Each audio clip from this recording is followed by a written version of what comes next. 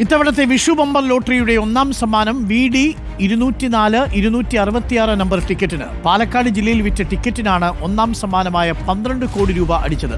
ഒന്നാം സമ്മാനം ലഭിച്ചത് തങ്ങൾ വിറ്റ ടിക്കറ്റിനെന്ന് സ്ഥിരീകരിച്ച് പാലക്കാട് PS വർഷ ലോട്ടറി ഏജൻസി രംഗത്ത് വന്നു. ഇന്നുച്ചയ്ക്ക് 2 മണിക്ക് തിരുവനന്തപുരം ഗോർഖി ഭവനിലാണ് ഭാഗ്യവാനെ കണ്ടെത്താനുള്ള നറുക്കെടുപ്പ് നടന്നത്. ആദ്യം ട്രയൽ റൺ നടത്തി.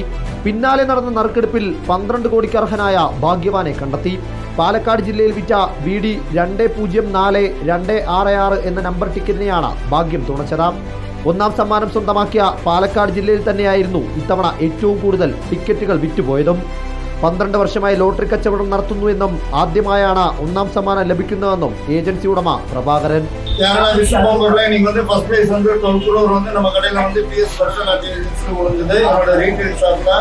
BA 699731, BB 207068, BC 263 289, BD 277 650, BE 758 VG 203 046 എന്നീ നമ്പറുകൾക്കാണ് 1 കോടി രൂപയുടെ രണ്ടാം സമ്മാനം. 300 രൂപ വിൽപ്പന വിലയുള്ള വിഷു ബമ്പർ ടിക്കറ്റുകൾ മൊത്തം 6 പരമ്പരകളിലായാണ് വിപണിയിൽ എത്തിയത്.